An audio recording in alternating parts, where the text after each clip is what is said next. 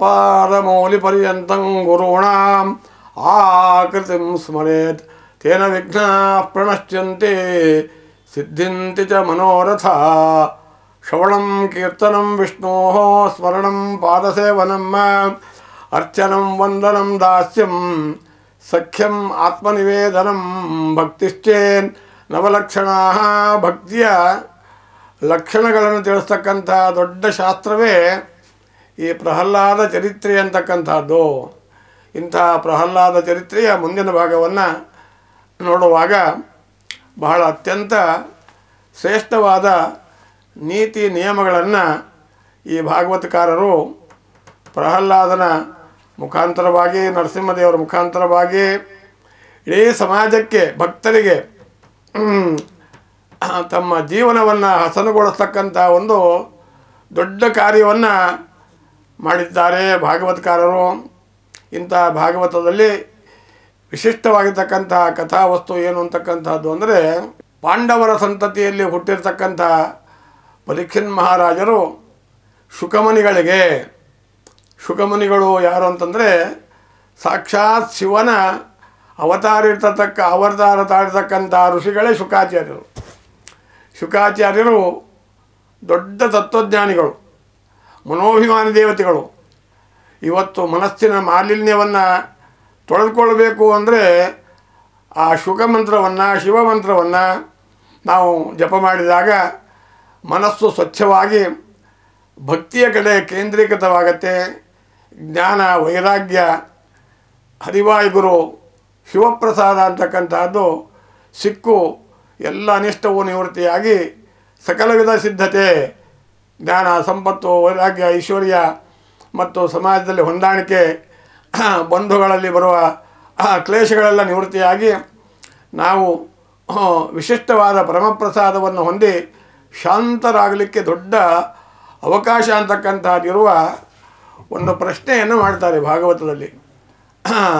ಪರೀಕ್ಷಿತ್ ಮಹಾರಾಜರು ಪಾಂಡವರ ಸಂತತಿಯಲ್ಲಿ ಹುಟ್ಟಿದ್ದಾರೆ ಅಂದ ಮೇಲೆ ಅವರ ಪ್ರಶ್ನೆಯೂ ಬಹಳ ಗಡುತರವಾಗಿದೆ.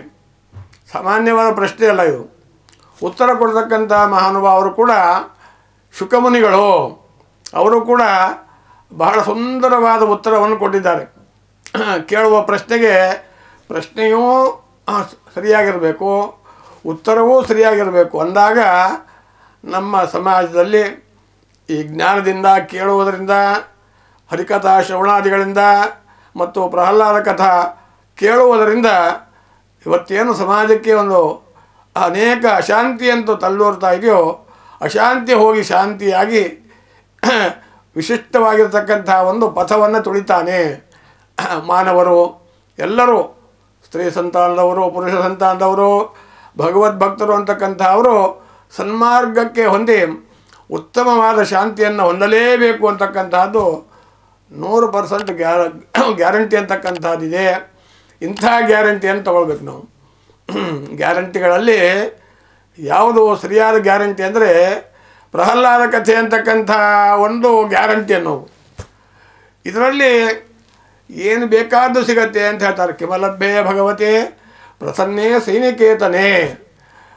ನೀವು ಸುಮ್ಮನೆ 1, 2, 3, 4 ಹಿಂಗೆ ಲೆಕ್ಕ ಮಾಡ್ತಾ ಕೂತ್ರೆ ಆಗಲ್ಲ. ಈ ಲೆಕ್ಕವನ್ನು ಮೀರಿಸ್ತಕ್ಕಂಥ ಒಂದು ಬಹಳಷ್ಟು ಪರ್ಸೆಂಟೇಜು ಸುಖಶಾಂತಿ ಅಂತಕ್ಕಂಥದ್ದು ಈ ಕಥಾಶ್ರವಣದಿಂದ ಸಿಗತ್ತೆ ಅಂತಕ್ಕಂಥ ಒಂದು ಪ್ರಶ್ನೆ ಏನು ಅಂತಕ್ಕಂಥದ್ದು ಅಂದರೆ, ಪರೀಕ್ಷಿತ ಉವಾಚ ಸಮಃ ಪ್ರಿಯ ಸುಹೃದ್ ಬ್ರಹ್ಮನ್ ಭೂತಾನಾಂ ಭಗವಾನ್ ಸ್ವಯಂ ಇಂದ್ರಸ್ಯಾರ್ಥೇ ಕಥಂ ದೈತ್ಯಾನ್ ಅವಧೀದ್ ವಿಷಮೋ ಯಥಾ. ಹೇ ಶುಕಮುನಿಗಳೇ, ನನಗೆ ನೀವು ಹೇಳುವ ಭಾಗವತ ಕೇಳುವುದರಿಂದ ಪರಮಾನಂದವಾಗ್ತಾ ಇದೆ. 6 ಸ್ಕಂದ ಬಿತ್ತರಿಸಿದ್ದೀರಿ, 7ನೇ ಸ್ಕಂದವನ್ನು ನಾನು ಕೇಳ್ತಾ ಇದ್ದೇನೆ, ಪರಮಾನಂದವಾಗ್ತಾ ಇದೆ. ಭಗವಂತನ ಸಾಕ್ಷಾತ್ಕಾರಕ್ಕೆ ಹತ್ತಿರ ಹೋಗ್ತಾ ಇದ್ದೀವಿ ಅಂತ ಅನ್ನಿಸ್ತಕ್ಕಂಥದ್ದಾಗ್ತಾ ಇದೆ. ಆದರೆ ಈ ಕಥಾ ಮಧ್ಯದಲ್ಲಿ ಒಂದು ನನಗೆ ಸಂಶಯ ಬರ್ತಕ್ಕಂಥದ್ದಾಗ್ತಾ ಇದೆ. ಆ ಸಂಶಯದ ಪ್ರಶ್ನೆಗೆ ಉತ್ತರವನ್ನು ನೀಡಿ ನನಗೆ ಉದ್ಧಾರ ಮಾಡಬೇಕು, ಅಪರೋಕ್ಷ ಜ್ಞಾನವನ್ನು ಕೊಡಿಸಬೇಕು, ನನಗೆ ಸನ್ಮಾರ್ಗಕ್ಕೆ ಹಚ್ಚಬೇಕು ಅಂತ ಬಹಳ ಭಕ್ತಿಯಿಂದ ರಾಜ ಕೇಳ್ಕೊತಾನೆ. ಆ ಪರಶಿವ ಸ್ವರೂಪಿಯಾದ ಶುಕಮುನಿಗಳಿಗೆ ಏನು ಈ ಪ್ರಶ್ನೆಯ ಅಭಿಪ್ರಾಯ ಅಂತಕ್ಕಂಥದ್ದು ಸ್ವಲ್ಪ ವಿವರವಾಗಿ ತಿಳ್ಕೊಂಡು ಮುಂದೆ ಹೋಗೋಣ. ಸಮಃ ಪ್ರಿಯ ಸೋಹೃದ್ಬ್ರಹ್ಮನ್ ಭೂತಾನಾಂ ಭಗವಾನ್ ಸ್ವಯಂ ಇಂದ್ರಸ್ಯಾರ್ಥೆ ಕಥಂ ದೈತ್ಯಾನ್ ಅವಧೀತ್ ವಿಷಮೋ ಯಥಾಹ ಅಂತಂದಾಗ ಭಗವಂತನು ತತ್ವಜ್ಞಾನಿ ಅಂತಕ್ಕಂಥ ಅದರ ಬಿತ್ತರಿಕೆಯನ್ನು ನೀವು ಕೊಟ್ಟಿದ್ದೀರಿ. ಅದರ ಬಗ್ಗೆ ಸಂಶಯ ಇಲ್ಲದೋ ಹೋದರೂ ಕೂಡ ಅವನು ಮಾಡತಕ್ಕಂಥ ಒಂದು ವ್ಯಾಪಾರವನ್ನು ನೋಡಿದಾಗ ನಮಗೆ ಸ್ವಲ್ಪ ಸಂಶಯ ಬರ್ತದೆ. ಏನು ಸಂಶಯ ಅಂತಂದರೆ ಸಮನೋ ವಿಷಮನೋ, ವಿಷಮ ಅಂದರೆ ಏನು ಅಂತಕ್ಕಂಥದ್ದು ಅಂದರೆ ಲೋಕದಲ್ಲಿ ವಿಷಯಮತ್ವದ ಬಗ್ಗೆ ದೊಡ್ಡ ಗೊಂದಲಗಳಾಗಿ ಇವತ್ತು ನಮ್ಮ ದೇಶದಲ್ಲಿ ಅಶಾಂತಿ, ಪರಸ್ಪರ ದ್ವೇಷಗಳು, ಪರಸ್ಪರ ಹೊಡೆದಾಟಗಳು, ಪರಸ್ಪರ ನಮ್ಮಲ್ಲಿ ದೌರ್ಜನ್ಯಗಳಿಗೆ ನಾಂದಿ ಆಗ್ತಕ್ಕಂಥದ್ದಾಗುತ್ತಾ ಇದೆ. ಈ ಒಂದು ಸಮಸ್ಯೆಗೆ ಆ ಪರಶಿವನೇನು ಉತ್ತರ ಕೊಡ್ತಾ ಇದ್ದಾನೋ ಆ ಪರಶಿವನ ಉತ್ತರವನ್ನು ನಾವು ಸರಿಯಾಗಿ ಅನಾಲಿಸಿಸ್ ಮಾಡಿ ತಿಳಿದುಕೊಂಡಾಗ ಇಡೀ ನಮ್ಮ ಜಗತ್ತಿಗೆ ಏನೇನು ಒಂದು ಸಂಶಯ ಅಂತಕ್ಕಂಥದ್ದಿದೆ, ಏನೇನೋ ಒಂದು ಅಶಾಂತಿ ಅಂತಕ್ಕಂಥದ್ದಿದೆ, ಅದೇನು ಅಂತಕ್ಕಂಥದ್ರ ಏರುಪೇರುಗಳು, ಗೊಂದಲ ಎಲ್ಲವೂ ಆಲ್ ಆರ್ ಈಕ್ವಲ್ ಅಂತಕ್ಕಂಥ ಈ ಒಂದು ಕೆಲವರು ಪ್ರಶ್ನೆ ಮಾಡ್ತಾರೆ, ಆಲ್ ಆರ್ ಈಕ್ವಲ್ ಮಾಡಿಬಿಡಿ ಅಂತ ಹೇಳುವ ಒಂದು ವಾದ. ಆಲ್ ಆರ್ ಈಕ್ವಲ್ ಇದೆ, ಅದನ್ನು ಒಪ್ಪಲೇಬೇಕಾದ್ದು. ಆದರೆ ಸ್ವಲ್ಪ ಅದನ್ನು ಸರಿಪಡಿಸ್ಕೊಳ್ಬೇಕು. ಆಲ್ ಆರ್ ಈಕ್ವಲ್ ಅನ್ನೋದಕ್ಕೆ ಸರಿಪಡಿಸ್ಕೊಳ್ಬೇಕಂತವರಾಗಬೇಕು ಅನ್ನೋದನ್ನು ಇಲ್ಲಿ ವಿವರವಾಗಿ ವಿವರಣೆಯನ್ನು ಕೊಡ್ತಾ ಆ ಒಂದು ಭಕ್ತಿಯ, ಜ್ಞಾನದ, ವೈರಾಗ್ಯದ ಹರಿವಾಯು ಪರಶಿವನ ಪ್ರಸಾದಕ್ಕೆ ಕಾರಣವಾಗೋಣ ಅಂತಕ್ಕಂಥದ್ದನ್ನು ತಿಳಿಸ್ತಾ ಸಮನೋ ವಿಷಮನೋ ಅಂದಾಗ ದೇವರು ಸ್ವಲ್ಪ ರಾಕ್ಷಸರಿಗೆ ಅನ್ಯಾಯ ಮಾಡಿಬಿಡ್ತಾನೆ, ದೇವತಾ ಪಕ್ಷಪಾತಿಯಾಗಿದ್ದಾನೆ. ಇವನು ಪಕ್ಷಪಾತಿ ಅಂದಾಗ ಪಕ್ಷಪಾತಿತ್ವ ಅಂತಕ್ಕಂಥದ್ದು ಬಂದಾಗ ಅವನು ದೇವರ ಹಾಗೆ ಆಗ್ತಾನೆ ಅನ್ನೋದು ಸಮಸ್ಯೆ ಬರುತ್ತೆ. ಇದೇ ಗೊಂದಲವು ನಮ್ಮ ಸಮಾಜದಲ್ಲಿ ಇವತ್ತು ದೊಡ್ಡದೇ. ಇದು ಈ ಪ್ರಶ್ನೆ ಅಂದರೆ ಇದು ಸಾಮಾನ್ಯ ಪ್ರಶ್ನೆ ಅಲ್ಲ, ಇದು ಅತಿ ಬೃಹದಾಕಾರವಾಗಿರ್ತಕ್ಕಂಥ ಪ್ರಶ್ನೆ. ಇದು ಪ್ರಶ್ನೆಯೂ ಸರಿಯಾಗೇ ಇದೆ. ಆ ಪ್ರಶ್ನೆ ಮಾಡೋದ್ರಿಂದ ಅವರಿಗೆ ಉತ್ತರ ಗೊತ್ತಿಲ್ಲ ಅಂತಿಲ್ಲ, ಅವರಿಗೆ ಉತ್ತರ ಗೊತ್ತಿದೆ ಪರೀಕ್ಷಿತ ರಾಜರಿಗೆ. ಆದರೂ ಕೂಡ ಮುಂದೆ ಈ ಜನಾಂಗ ಏನು ಬರ್ತಾ ಇದೆ ನಮ್ಮ ಶಾಂತಿ ಹೊಂದಲಿಕ್ಕೆ, ಪ್ರೀತಿ ವಿಶ್ವಾಸಗಳು ಹೊಂದಲಿಕ್ಕೆ ಮತ್ತು ನಾವು ನಾಗರಿಕರಾಗಿ ಬಾಳಿ ಬದುಕೋದಕ್ಕಾಗಿ, ಸುಸಂಸ್ಕೃತ ಆಗಿ ಬಾಳಿ ಬದುಕೋದಕ್ಕಾಗಿ ಆ ಒಂದು ಪ್ರಶ್ನೆಯನ್ನು ಮಾಡಿದ್ದಾರೆ ಯಾರು, ಪರೀಕ್ಷಿತ್ ಮಹಾರಾಜರು. ಅದಕ್ಕಾಗಿ ಬರೀ ದೇವತೆಗಳ ಪಕ್ಷಪಾತಿಯಾಗಿದ್ದಾನೆ ಈ ಪರಮಾತ್ಮ ವಿಷ್ಣು ಅಂತಕ್ಕಂಥವನು, ಅದು ಸರಿಯೇ ಅದು. ಯಾಕೆಂದರೆ ಇಂದ್ರಸ್ಯಾರ್ಥೆ, ಇಂದ್ರನ ಪಕ್ಷವನ್ನು ಹೊಂದಿಕೊಂಡು ದೈತ್ಯಾನ್, ಅನೇಕ ಹಿರಣ್ಯಕಶಿಪು, ಹಿರಣ್ಯಾಕ್ಷಾದಿ ಅನೇಕ ದೈತ್ಯರು ಇವ್ರನ್ನೆಲ್ಲ ಸಂಹಾರ ಮಾಡಿ ನಾಶ ಮಾಡಿ ದೇವತೆಗಳನ್ನೆಲ್ಲ ಮೇಲಕ್ಕೆತ್ತಿ ಬಿಡ್ತಾನೆ. ಅದಕ್ಕಾಗಿ ಒಬ್ಬರಿಗೊಂದು ಮಾಡುವ ನೀತಿ ಅಂತ ಅನ್ನೋದು ಕಾಣ್ತಾ ಇದೆಯಲ್ಲ, ಅದು ಹೇಗೆ ಅಂದಾಗ ಸೋಹೃದ್ಬ್ರಹ್ಮನ್ ಭೂತಾನಾಂ ಭಗವಾನ್ ಸ್ವಯಂ ಇಂದ್ರಸ್ಯಾರ್ಥೆ ಕಥಂ ದೈತ್ಯಾನ್ ಅವಧೇದ್ ವಿಷಮೋ ಯಥಾಹ. ಅದಕ್ಕಾಗಿ ಸಮತ್ವ ಹೋಗುತ್ತೆ. ವಿಷಮತ್ವ ಅಂತಕ್ಕಂಥದ್ದು ಅಂದರೆ ಇವನೂ ಕೂಡ ಪಕ್ಷಪಾತಿ, ಪಾರ್ಟಿಬಾಜಿ ಅಂತ ಒಂದು ಕನ್ನಡ ಭಾಷೆಯ ನಾಣ್ಣುಡಿಯಲ್ಲಿ ಹೇಳಬೇಕು ಅಂತಂದರೆ, ಆಡು ಭಾಷೆಯಲ್ಲಿ ಹೇಳಬೇಕು ಅಂದರೆ ಇವನು ಕೂಡ ಪಾರ್ಟಿಬಾಜಿ ಅಂತ ಹೇಳ್ತಾರೆ. ಅನ್ನಿಸ್ತಾನೆ ಅಂತಂದಾಗ ಹಾಗಲ್ಲ. ಅವನು ಯಾವ ಪಾರ್ಟಿಬಾಜಿ ಮಾಡಲಿಕ್ಕೂ ಹೋಗೋದಿಲ್ಲ. ಅವನು ಎಲ್ಲ ಭಕ್ತರನ್ನು ಉದ್ಧಾರ ಮಾಡ್ತಕ್ಕಂಥದ್ದಾಗ್ತಾನೆ ಹೊರತಾಗಿ ಪರಮಾತ್ಮ ಬರೀ ದೇವತೆಗಳ ಪಕ್ಷವನ್ನು ವಹಿಸಿಕೊಂಡು ಅನ್ಯಾಯ ಮಾಡುವನಲ್ಲ. ಆದ್ದರಿಂದ ಅವನು ಸಮನೇ ಹೊರತಾಗಿ ವಿಷಮನಲ್ಲ ಅಂತಕ್ಕಂಥದ್ದು ವಿಷಯ ತಿಳಿಸ್ತಾ ಬ್ರಹ್ಮಸೂತ್ರಾದಿಗಳ ಉದಾಹರಣೆಗಳಂತಕ್ಕಂಥದ್ದನ್ನು ಕೊಟ್ಟುಬಿಟ್ಟು ಪರೀಕ್ಷಿತ್ ಮಹಾರಾಜರ ಪ್ರಶ್ನೆಗೆ ಉತ್ತರವನ್ನು ಕೊಡ್ತಕ್ಕಂಥವರಾಗ್ತಾ ಇದ್ದಾರೆ. ವೈಷಮ್ಯ ನೈರ್ಘಣ್ಯ ಸಾಪೇಕ್ಷತ್ವಾತ್ ಓಂ ಅಂತಕ್ಕಂಥ ಒಂದು ಭಗವಾನ್ ವೇದವ್ಯಾಸ ದೇವರ ಸೂತ್ರ ಅಂತಕ್ಕಂಥದ್ದಿದೆ. ಈ ಸೂತ್ರದ ಮುಖಾಂತರವಾಗಿ ಹೊರಟಾಗ ದೇವರು ಪಕ್ಷಪಾತಿ ಆಗೋದಿಲ್ಲ, ಅವನು ಸಮನೇ ಆಗಿದ್ದಾನೆ ಅಂತಕ್ಕಂಥದ್ದು ಸೂತ್ರವನ್ನು ಬಿಡಿಸಿ ನೋಡಿದಾಗ ನಮಗೆ ಸರಿಯಾದ ಉತ್ತರ ಸಿಗತ್ತೆ, ಸರಿಯಾದ ಭಗವಂತನ ಬಗ್ಗೆ ನಮಗೆ ಜ್ಞಾನ ಅಂತಕ್ಕಂಥ ಸಿಗತ್ತೆ. ಮತ್ತು ನಾವು ಕೂಡ ಯಾವ ರೀತಿಯಾಗಿ ದೇವರಲ್ಲಿ ಭಕ್ತಿ ಮಾಡಬೇಕು, ಪೂಜೆ ಮಾಡಬೇಕು, ಹೇಗೆ ನಾವು ಬಾಳಿ ಬದುಕಬೇಕು ಸಮಾಜದಲ್ಲಿ ಎಲ್ಲರ ಜೊತೆಗೆ ಅಂತಕ್ಕಂಥದ್ದನ್ನು ಭೇದ ಭಾವನೆ ಮಾಡುವವನಲ್ಲ ಪರಮಾತ್ಮ. ಅದಕ್ಕಾಗಿ ವೈಷಮ್ಯ ನರಗಣ್ಯಾತ್ ಅಂತ ಸೂತ್ರ. ಆ ಸೂತ್ರದ ಪ್ರಕಾರವಾಗಿ ಇವನು ಮಾಡುವ ಪರಮಾತ್ಮ ಮಾಡ್ತಕ್ಕಂತಹ ಕಾರ್ಯ ಸರಿಯಾಗೇ ಇದೆ ಹೊರತಾಗಿ ಅದು ದೋಷಕಾರಿಯಲ್ಲ. ಯಾಕೆಂದರೆ ಇಂದ್ರಸ್ಯಾರ್ಥೆ, ಇಂದ್ರಾದಿ ದೇವಾನುದೇವತೆಗಳ ಪಕ್ಷವನ್ನು ವಹಿಸಿ ಮಾಡ್ತಕ್ಕಂಥ ಈ ಕಾರ್ಯ ಏನಿದೆ ಇದು ಸರಿಯಾಗೇ ಇದೆ. ಸ್ವಲ್ಪ ಲೋಕದಲ್ಲಿ ಸ್ವಲ್ಪ ವಿವರಣೆ ಕೊಡ್ತಾ ಇದ್ದೀವಿ. ಯಾರು ಇದನ್ನು ತಪ್ಪು ಭಾವಿಸದೆ ನಮ್ಮ ಸಮಸ್ಯೆ, ದೇಶಕ್ಕೆ ಬಂದಿರುವ ಸಮಸ್ಯೆಯನ್ನು ಸರಿಪಡಿಸ್ಕೊಳ್ತಕ್ಕಂಥವರಾಗಬೇಕು. ನಾವು ಸುಸಂಸ್ಕೃತರಾಗಿ ಬಾಳಿ ಬದುಕಬೇಕು ಅನ್ನೋಕ್ಕಾಗಿ ಕೆಲವು ವಿಚಾರಗಳ ಬೇರೆ ಬೇರೆ ವಿಚಾರಗಳನ್ನು ಇಲ್ಲಿ ಕ್ರೌಢೀಕರಿಸ್ತಾ ಹೋಗ್ತಾ ಇದ್ದೀನಿ. ಸಾಮಾನ್ಯವಾಗಿ ಎಲ್ಲರಿಗೂ ಒಂದೇ ಮಾಡಬೇಕು ಅಂತನ್ನೋ ಒಂದು ವಾದದಲ್ಲಿ ನಾವು ಲೌಕಿಕ ಶಿಕ್ಷಣ ವಿದ್ಯೆಯಲ್ಲಿ ಎಲ್ಲ ವಿದ್ಯೆಗಳಲ್ಲಿಯೂ ಕೂಡ ಎಲ್ಲರೂ ಒಂದೇ ರೀತಿಯಾಗಿರ್ತಕ್ಕಂತಹ ಒಂದು ಜ್ಞಾನವನ್ನು ಹೊಂದುತ್ತಾರೋ ಇಲ್ಲ. ಯಾಕೆಂದರೆ ಈಗ ಸಂಸ್ಕೃತ ಕಾಲೇಜಲ್ಲಿರುತ್ತೆ, ಕಾಲೇಜಲ್ಲಿ ಪ್ರಶ್ನೆ ಪತ್ರಿಕೆಗೆ ಉತ್ತರ ಬರೀತಾರೆ ವಿದ್ಯಾರ್ಥಿಗಳು. ಉತ್ತರ ಬರೆಯುವಾಗ ಎಲ್ಲ ವಿದ್ಯಾರ್ಥಿಗಳು ಒಂದೇ ಅಂಕ ಕೊಡಲಿಕ್ಕೆ ಸಾಧ್ಯ ಇದೆಯೋ?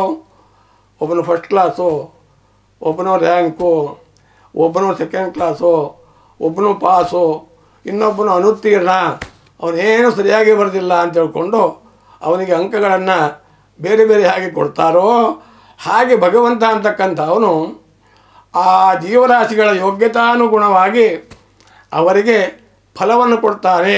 ಆದ್ದರಿಂದ ಇದು ದೋಷವಲ್ಲ. ಯಾಕೆಂದರೆ ದೈತ್ಯಾದಿಗಳು ಕೇವಲ ದ್ವೇಷ ಮಾಡ್ತಾರೆ. ದೇವತೆಗಳು ಇಂದ್ರಾದಿಗಳಲ್ಲಿ, ಶಿವನಲ್ಲಿ ಮತ್ತು ಭಗವಾನ್ ಕೃಷ್ಣನಲ್ಲಿ ಬಹಳಷ್ಟು ದ್ವೇಷವನ್ನು ಮಾಡ್ತಾನೇ ಇರ್ತಾರೆ. ಹೀಗೆ ದ್ವೇಷವನ್ನು ಮಾಡ್ತಕ್ಕಂಥ ಅವರಿಗೆ ಉತ್ತಮವಾದ ಮೆರಿಟು, ರ್ಯಾಂಕ್ ಹೋಲ್ಡರ್ ಅಂತ ಹೇಳ್ಬೋದೇ? ಹಾಗೆಲ್ಲವೋ ಹಾಗೆ ಪರೀಕ್ಷೆಯ ಆನ್ಸರ್ ನೋಡಿ ಆ ಆನ್ಸರ್ಗೆ ಅನುಗುಣವಾಗಿರ್ತಕ್ಕಂಥ ಅಂಕವನ್ನು ಹಾಕ್ತಾರೆ ಯಾರು ಪರೀಕ್ಷೆ ಮಾಡುವವರು. ಹಾಗೆ ಭಗವಂತ ಅಂತಕ್ಕಂಥವನು ಅವರ ಯೋಗ್ಯತೆಗೆ ಅನುಗುಣವಾಗಿರ್ತಕ್ಕಂಥ ಫಲವನ್ನು ಕೊಟ್ಟು ಧರ್ಮವನ್ನು ಸಂಸ್ಥಾಪನೆ ಮಾಡುವುದಕ್ಕಾಗಿ ಧರ್ಮ ಸಂಸ್ಥಾಪನಾರ್ಥಾಯ ಸಂಭವಾಮಿ ಯುಗೆ ಯುಗೆ ಪರಿತ್ರಾಣಾಯ ಸಾಧೂನಾಂ ವಿನಾಶಾಯ ಚ ದುಷ್ಕೃತಾಂ ಧರ್ಮ ಸಂಸ್ಥಾಪನಾರ್ಥಾಯ ಸಂಭವಾಮಿ ಯುಗೆ ಯುಗೆ ಅಂತ ಪರಮಾತ್ಮ ಗೀತೆಯಲ್ಲಿ ಹೇಳಿದಂತೆ ಭಗವದ್ಗೀತೆಯ ಅನುಗುಣವಾಗಿ ಪರಮಾತ್ಮನು ಧರ್ಮದ ಸಂಸ್ಥಾಪನೆಗಾಗಿ ಒಳ್ಳೆಯವರಿಗೆ ಒಳ್ಳೆ ಮೆರಿಟ್ ಮಾರ್ಕ್ಸ್ ಕೊಡ್ತಾನೆ. ಕೆಟ್ಟದಾಗಿರ್ತಕ್ಕಂಥವ್ರಿಗೆ ಏನೂ ಬರೀದೇ ಇರ್ತಕ್ಕಂಥವ್ರಿಗೆ ಹಾಗೆ 10-12 ಮಾರ್ಕ್ಸ್ ಕೊಟ್ಟು ಫೇಲ್ ಮಾಡ್ತಾರೋ ಹಾಗೆ ಫೇಲ್ ತರಗತಿಯಲ್ಲಿ ಹಾಗೆ ಹಾಕಿ ಉದ್ಯೋಗವೂ ಒಂದೇ ಕೊಡಲಿಕ್ಕಾಗೋದಿಲ್ಲ. ರ್ಯಾಂಕ್ ಹೋಲ್ಡರ್ಗೆ ಒಳ್ಳೆಯ ಆಫೀಸರ್ ಕೆಲಸ ಕೊಡ್ತಾನೆ. ಯಾರು ಸರಿಯಾಗಿ ಮಾರ್ಕ್ಸ್ ಬರದೆ ಫೇಲ್ ಆಗಿದ್ದಾನೋ ಅಂಥವನಿಗೆ ಸಾಮಾನ್ಯ ಕೆಲಸ ಅಂತನೋ ಕೊಡೋದು ಲೋಕದಲ್ಲಿ ರೂಢಿ ಇದೆಯಲ್ಲವೋ? ಇಂಥ ರೂಢಿಯನ್ನು ನೋಡಿದಾಗ ನಮಗೆ ಗೊತ್ತಾಗತ್ತೆ ಯಾವುದೋ ದೇವರಲ್ಲಿ ದೋಷ ಇಲ್ಲ. ಇಂದ್ರಸ್ಯಾರ್ಥೆ ಕಥಂ ದೈತ್ಯಾನ್ ಅವಧೀತ್ ವಿಷಮೋಯತ ಅಂದರೆ ವಿಷಮತ್ವ ಅವನಿಗೆ ಕೊಡೋದಿಲ್ಲ. ವಿಷಮತ್ವ ಅಂತಂದರೆ ಪಾರ್ಟಿ ಬಾಜಿ ಮಾಡೋದಕ್ಕೆ ವಿಷಮತ್ವ ಅಂತಾರೆ. ಒಬ್ರಿಗೊಂದು ಮಾಡೋದು ಅನ್ಯಾಯ ಅಂತನ್ನೋ ರೀತಿಯಲ್ಲಿ ತಿಳಿಸ್ತಕ್ಕಂಥದ್ದು ಇದು ಪರಮಾತ್ಮನಲ್ಲಿ ಇಲ್ಲ ಅಂತಕ್ಕಂಥದ್ದು ತಿಳಿಸಿ ಅವನು ಶುದ್ಧ ಭೃಗುಜನಾಗಿದ್ದಾನೆ ಅಂತ ದಾಸವರೇಣ್ಯರೆಲ್ಲ ಹೇಳ್ತಾರೆ. ಪರಮಾತ್ಮ ಶುದ್ಧ ಭೃಗುಜನು ಅಂತ ಪರಿಶುದ್ಧನಾಗಿರ್ತಕ್ಕಂಥ ಅವನು ಪರಮಾತ್ಮ. ಅವನಲ್ಲಿ ಯಾವ ದೋಷವೂ ಅಂತಕ್ಕಂಥದ್ದಿಲ್ಲ. ನಾರಾಯಣಂ ಗುಣ ಸರ್ವಹಿ ಸುಗಣಂ ದೋಷವರ್ಜಿತಮ್ಮ ಜ್ಞೇಯಂ ಗಮ್ಯಂ ಗುಣಶ್ಚಾಪಿ ನತ್ವಾ ಸೂತ್ರಾರ್ಥ ಉಚ್ಯತೆ ಅಂತ ಹೇಳುವ ಹಾಗೆ ಇಂಥ ಪ್ರಹ್ಲಾದರಾಜರ ಭಾಗವತದ ತತ್ವಗಳು ಅಂತಕ್ಕಂಥದ್ದು ಬ್ರಹ್ಮಸೂತ್ರಗಳು, ಗಾಯತ್ರಿ ಮಂತ್ರಗಳು ಮತ್ತು ದಾಸರ ಪದಗಳ ಅರ್ಥ ವಿವರಣೆ ಎಲ್ಲ ಇದರಲ್ಲಿ ಬಂದು ಹೋಗಿದೆ.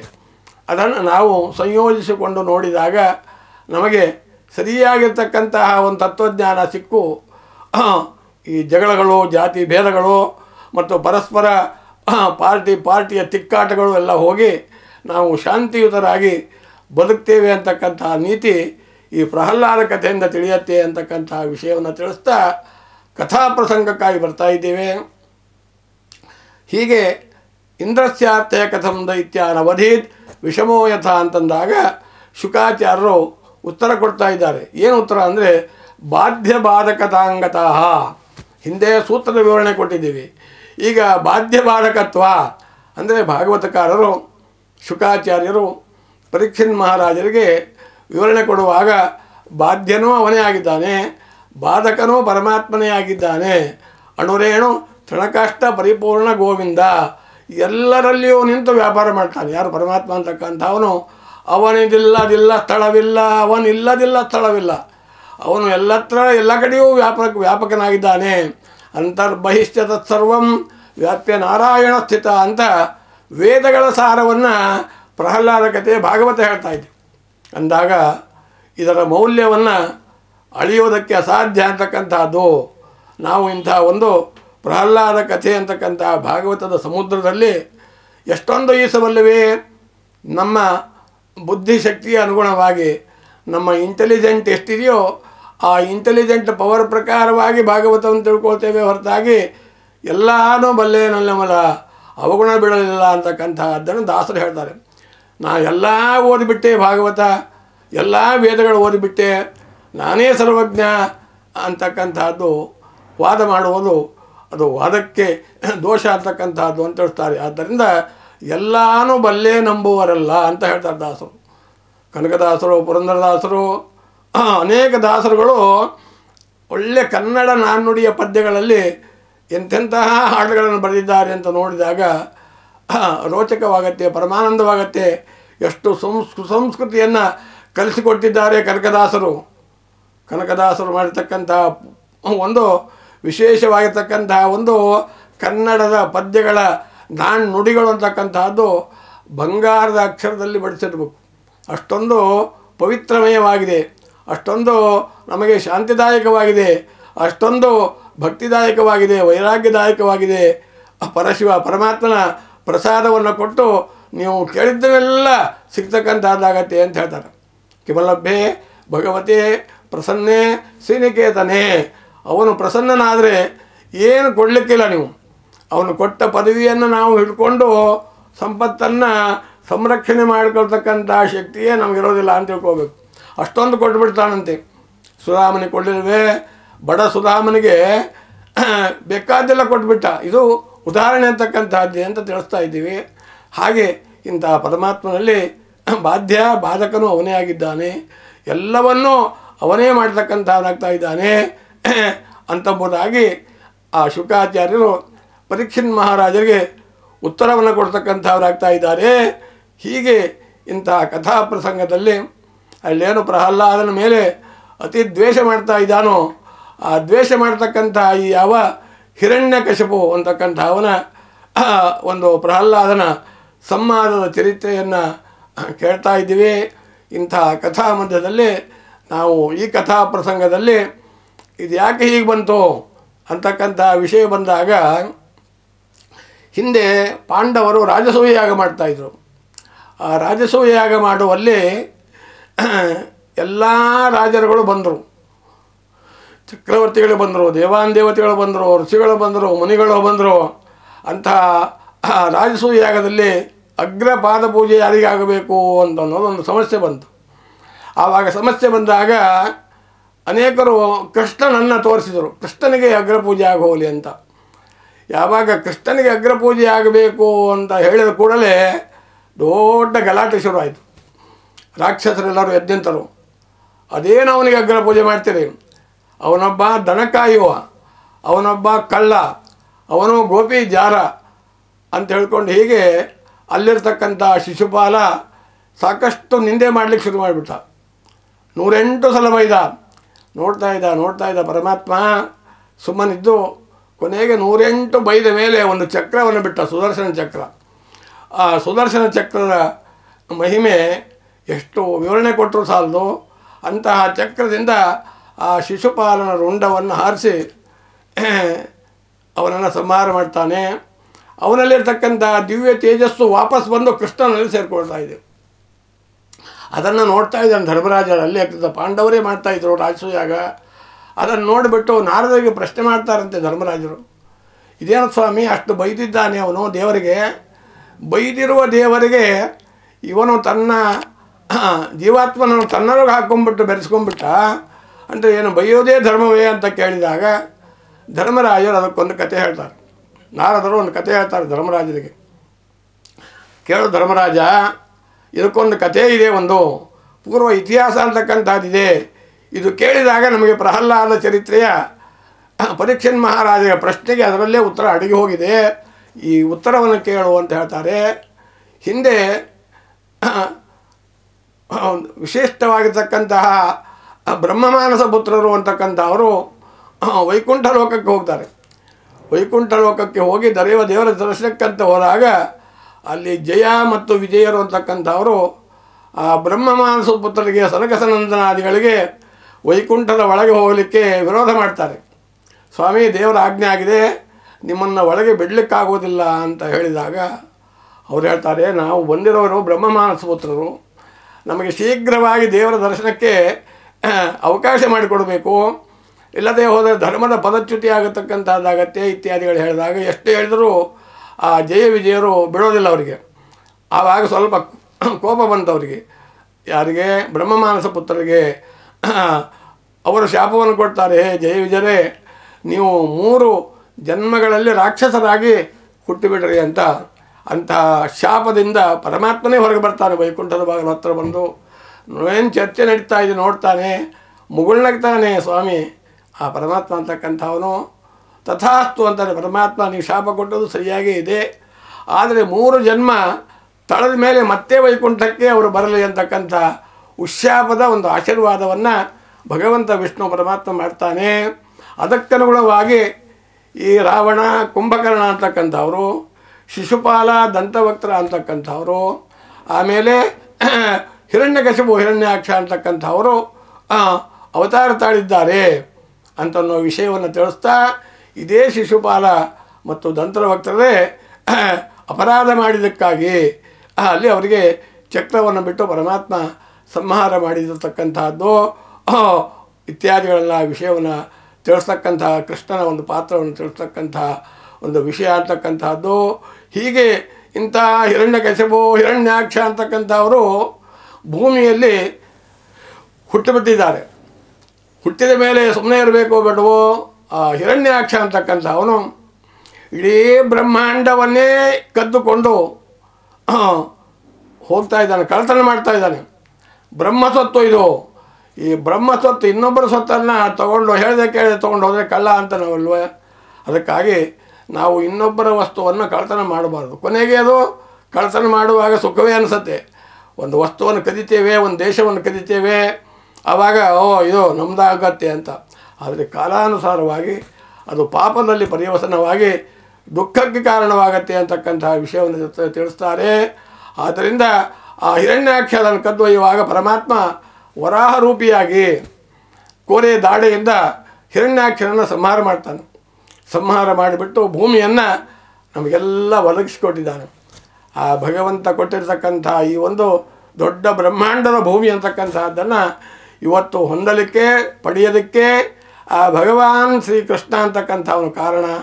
ಆ ಪರಮಾತ್ಮ ಎಷ್ಟು ಉಪಕಾರವನ್ನು ಕರುಣಾಪೂರ್ಣ ವರಪ್ರದ ಚರಿತಂ ಜ್ಞಾಪಯಮೇತೆ ಅಂತ ಹೇಳ್ತಾರೆ ಮಧ್ವಾಚಾರ್ಯರು. ದ್ವಾದಶ ಸ್ತೋತ್ರದ ಗೀತೆಯಲ್ಲಿ ಅವರು ಚೆನ್ನಾಗಿ ಅಳವಡಿಸಿದ್ದಾರೆ. ಅಂತ ಕರುಣಾಸಾಂದ್ರ ಪರಮಾತ್ಮ ಅಂತಕ್ಕಂಥವನು.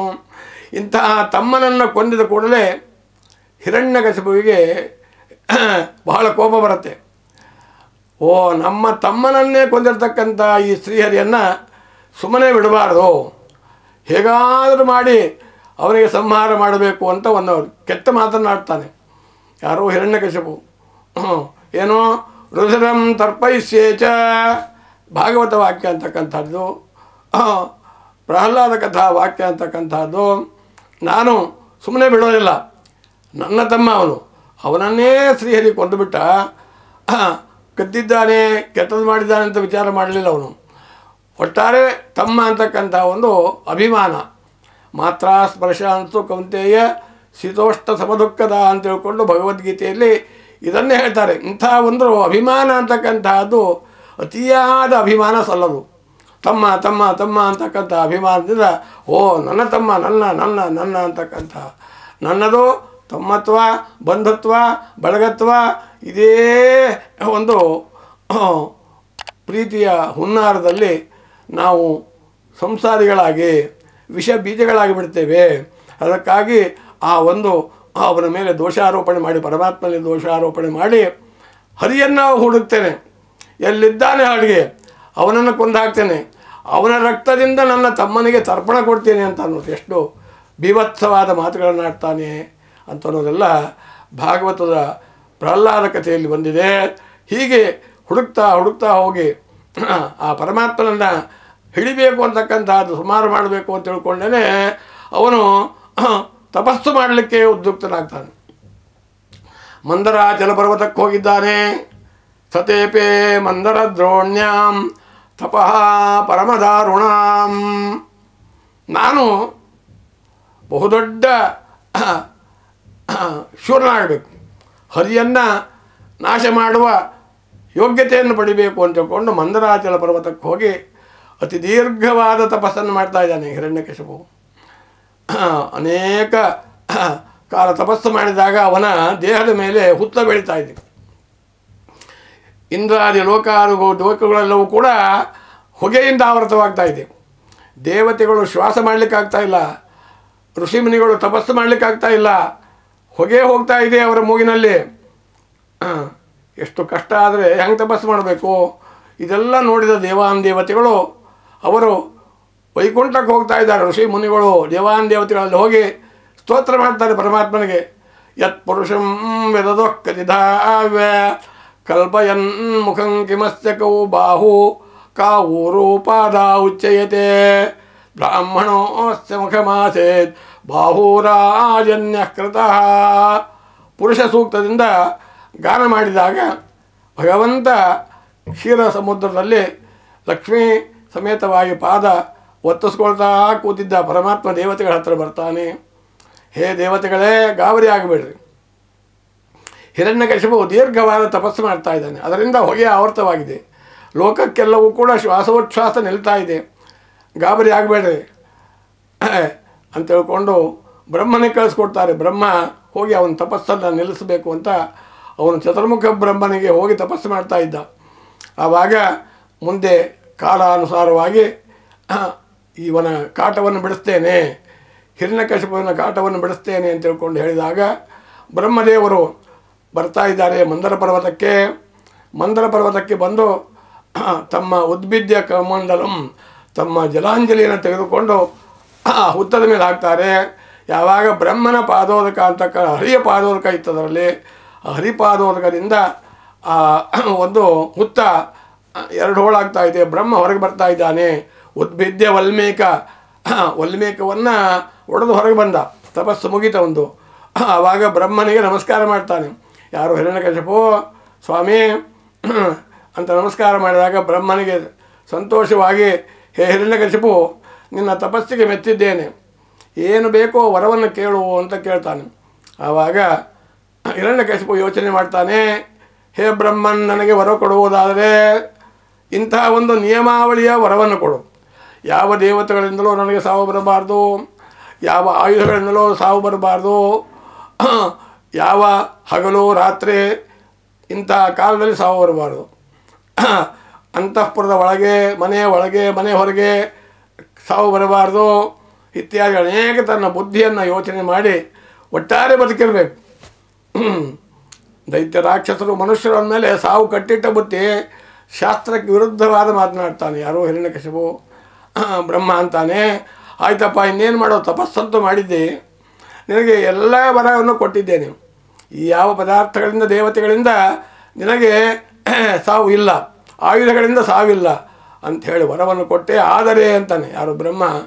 ಭಾಳ ಬ್ಯುಸಿಯಾಗಿದ್ದ ಬ್ರಹ್ಮ, ಅವನು ಹೊರಡಬೇಕಲ್ಲ, ಭಾಳ ಹಿಂಗೆ ಮಾಡ್ತಾ ಕೂತ್ರೆ ಎಷ್ಟು ಅಂತ ಆ ಉಪಾಯ ಮಾಡಿ ಅಂತಾನೆ.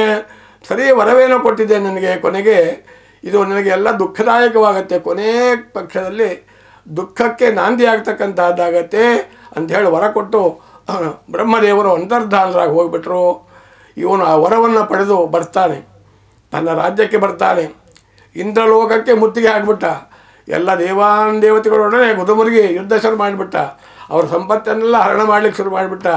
ಬೇಕಾದಷ್ಟು ದೌರ್ಜನ್ಯಗಳನ್ನು ಮಾಡ್ತಾ ಇರುವಾಗ ಎಲ್ಲ ದೇವತೆಗಳು ಹೀಗೆ ಈ ಒಂದು ಸಂಚಿಕೆಯನ್ನು ಇಲ್ಲಿಗೆ ಮುಕ್ತಾಯ ಮಾಡಿ, ಮುಂದೆ ಯಾವ ರೀತಿಯಾಗಿರ್ತಕ್ಕಂಥ ಬ್ರಹ್ಮನ ವರ ಪಡೆದ ಹಿರಣ್ಯಕಶಿಪು ತನ್ನ ಕಾರ್ಯವನ್ನು ಪ್ರವರ್ತಕನಾಗ್ತಾನೆ ಅನ್ನೋ ಕಥೆಯನ್ನು ಮುಂದಿನ ಸಂಚಿಕೆಯಲ್ಲಿ ಅಳವಡಿಸ್ತೇವೆ ಅಂತಕ್ಕಂಥದ್ದು ಹೇಳ್ತಾ, ಸರ್ವೇ ಜನ ಸುಖಿನೋ ಭವಂತು, ಸಮಸ್ತ ಸನ್ಮಂಗಲಾನಿ ಭವಂತು.